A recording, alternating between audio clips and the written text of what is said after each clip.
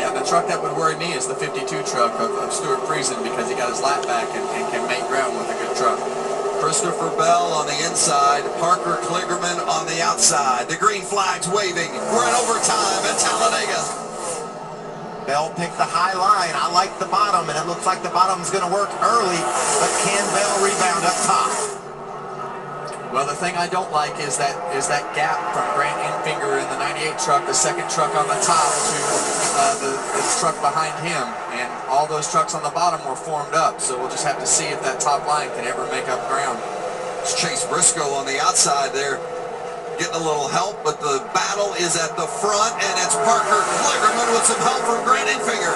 Yeah, that truck pulling out in the middle allowed that top lane to stay formed up and broke the momentum of the bottom lane, and the top lane was able to get right out in front of those guys when they started getting scattered. Sauter jumps to the outside, hoping that he gets some help. They're coming through the tri-oval to the white flag. Kligerman by a nose over Enfinger as they cross the line in the final lap, and contact, and a big crash. And John Hunter Nemechek sneaks through.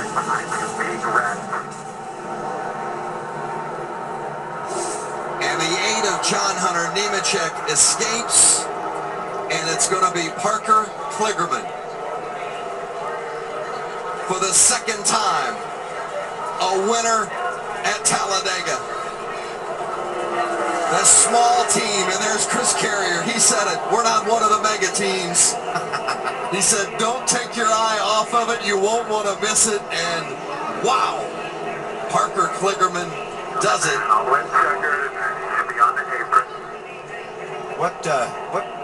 What's so awesome about this, Vince? At the top of the show, we said, how do you win this race? You go. You're aggressive.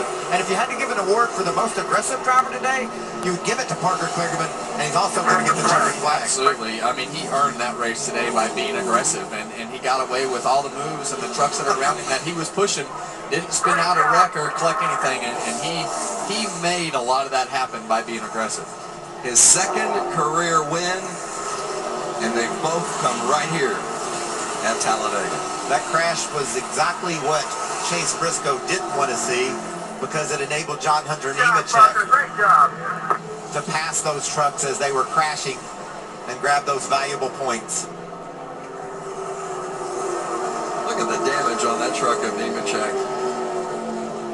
Well, and he's going to finish 6th. He made it through all that, and is going to wind up finishing in 6th spot. And like we said earlier, it doesn't matter how pretty it is. It just matters what the results look like. I didn't know how long they were going to make it, Vince, but I knew there was no way they were going to make it all the way to the checkered flag. Watch this restart. Watch how aggressive these racers are. Well, you see the 3 trucks on the bottom that were formed up, and 3 is going to be better than 2, and the 51 is going to come into this mix. But when it all gets shaken up is when the 24 truck, the second truck in line on the bottom, pulls up into the middle right here.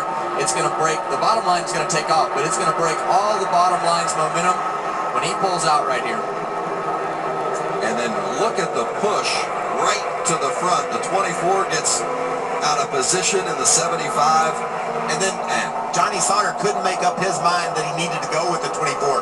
I don't think he liked what he saw there. He thought his best chance was to hang low, and did just that. That ended the chances for the 24 to win, but look at the door and open for Sauter. He makes a great run there, but no one followed him. Yeah, and I think the 24 was really expecting Johnny Sauter to go with him there as he broke out, and that just didn't happen.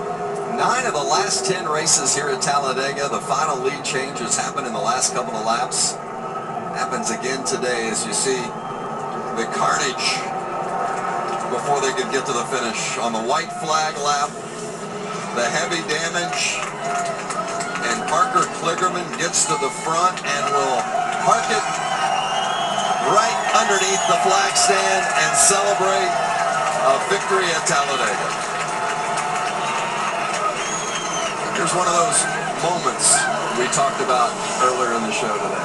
Well, Parker's a guy that he wants to be racing. He obviously is working with the NBC folks and doing a great job covering the sport on Sundays and Saturdays with the Xfinity racing.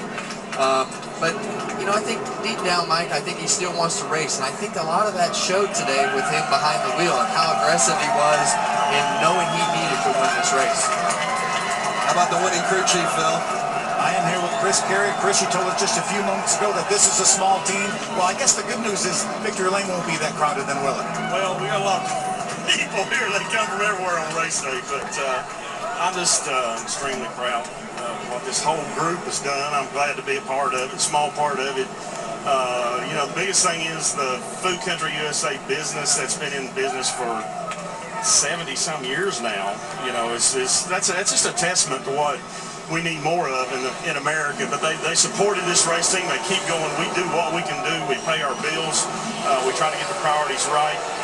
Don and Charlie, Debbie, everybody did fantastic. I can't say enough about Parker, though. I mean, that young man, I met him about 9 years ago, I think now, maybe 8.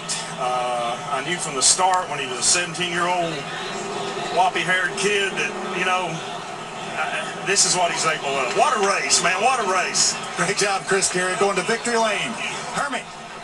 Well, Phil, I got John Hunter Nemechek, and the only word that can come to mind for you and your race team today was gutty. What a performance by your race team. All the adversity, everything you overcome, your emotions as you advance in the playoffs. I'm excited. I would have never thought that we would have finished 6th after the day that we had, but can't thank all my guys enough. They never gave up, and that's all you can ask for. Have to thank Fire Alarm Services, the good Lord. Never lost faith. We were talking last night, and we said a long prayer to try and make it into the next round. So this is awesome to be able to advance after the luck we've had. So we're looking forward to next week. John Hunter Nemechek, he stays in the game, and he's advancing in the playoffs.